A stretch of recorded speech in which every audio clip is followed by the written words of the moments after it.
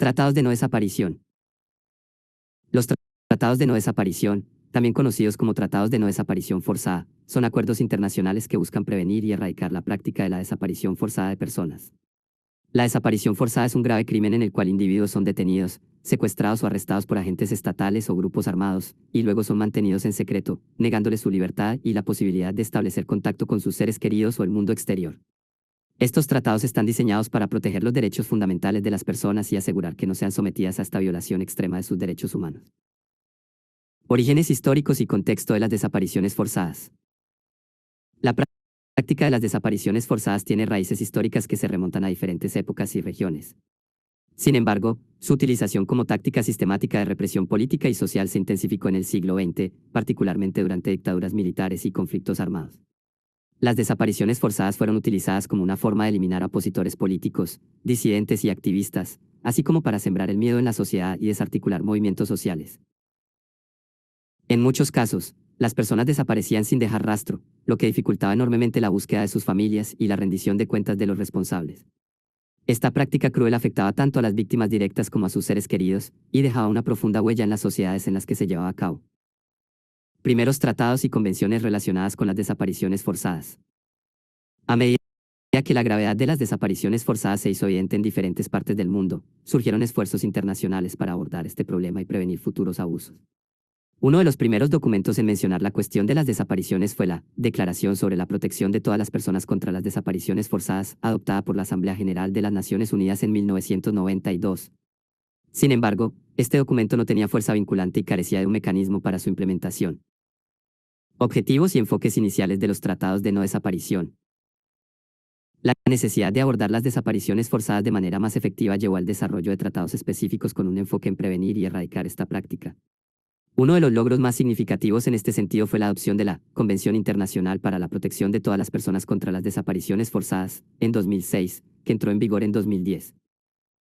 Los objetivos principales de esta convención son: prevenir y erradicar la desaparición forzada en todo el mundo. Prohibir esta práctica en todas las circunstancias, ya sea en tiempos de paz o en conflictos armados. Establecer la responsabilidad de los estados para prevenir y sancionar las desapariciones forzadas. Garantizar el derecho de las víctimas y sus familias a la verdad, justicia y reparación. Cambio en la percepción global de los derechos humanos y la diversidad cultural. Con el paso del tiempo, ha habido un cambio significativo en la percepción global de los derechos humanos, que ha evolucionado más allá de la mera protección de las libertades individuales y ha incorporado una comprensión más profunda de la diversidad cultural y la importancia de la preservación de identidades culturales. A medida que la sociedad se ha vuelto más interconectada y globalizada, se ha vuelto evidente que la preservación de las tradiciones, lenguas y prácticas culturales de diferentes comunidades es crucial para mantener la riqueza y el equilibrio de la humanidad en su conjunto. Conexión entre los derechos humanos y la preservación de identidades culturales. La conexión entre los derechos humanos y la preservación de identidades culturales radica en el reconocimiento de que todas las personas tienen el derecho fundamental de participar y contribuir a la vida cultural de su comunidad, así como de mantener su propia identidad cultural. La diversidad cultural enriquece la experiencia humana y contribuye a la comprensión mutua, la tolerancia y la paz. Cuando se restringen o niegan las prácticas culturales de un grupo, esto no solo afecta su identidad, sino que también puede erosionar su dignidad y su bienestar. La Declaración Universal de Derechos Humanos, 1948, establece que toda persona tiene derecho a tomar parte libremente en la vida cultural de la comunidad, a gozar de las artes y a participar en el progreso científico y en los beneficios que de él resulten. Esto destaca la importancia de la diversidad cultural como un componente integral de los derechos humanos. Ejemplos de tratados que comenzaron a incluir aspectos culturales en su enfoque. Declaración de los derechos de las personas pertenezcan a minorías nacionales o étnicas, religiosas y lingüísticas, 1992. Esta declaración busca proteger los derechos de las personas que pertenecen a minorías y establece que deben poder disfrutar de su propia cultura, practicar su propia religión y usar su propio idioma. Declaración de las Naciones Unidas sobre los Derechos de los Pueblos Indígenas, 2007. Este documento reconoce y protege los derechos de los pueblos indígenas, incluyendo sus derechos culturales.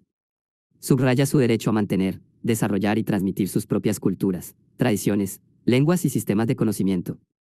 Convención para la Salvaguardia del Patrimonio Cultural y Material, 2003. Aunque no se enfoca exclusivamente en los derechos humanos, esta convención de la UNESCO reconoce la importancia de preservar y promover el patrimonio cultural y material de las comunidades, lo que puede incluir tradiciones, expresiones orales, artes escénicas y más.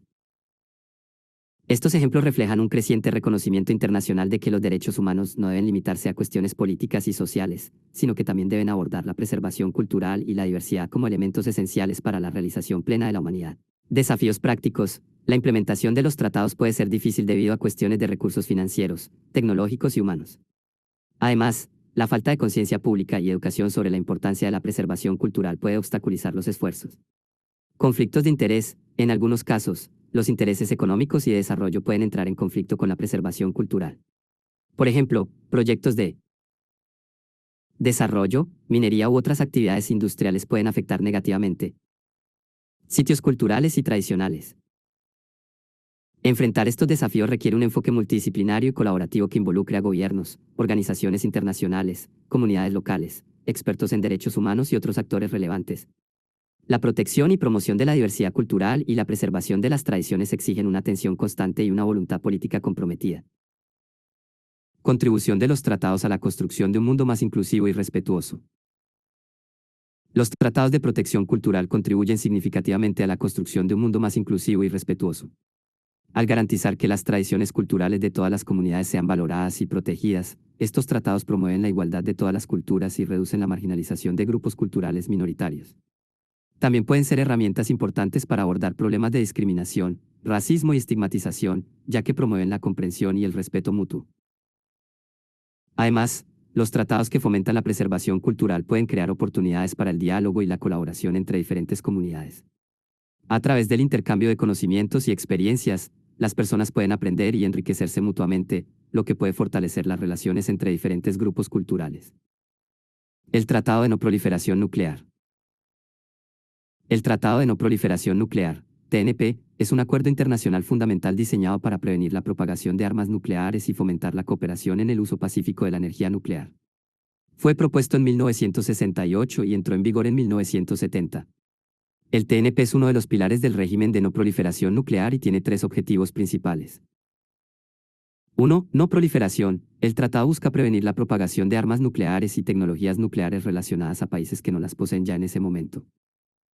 2. Desarme nuclear. También busca el compromiso de los estados poseedores de armas nucleares para trabajar hacia la reducción y eventual eliminación de sus arsenales nucleares. 3. Uso pacífico de la energía nuclear. El TNP establece que los estados no poseedores de armas nucleares tienen derecho al acceso a la energía nuclear con fines pacíficos, como la generación de electricidad y la investigación médica. Implementación del TNP. La implementación del TNP implica una serie de procesos y mecanismos que los estados parte deben seguir para cumplir con sus compromisos y alcanzar los objetivos del tratado.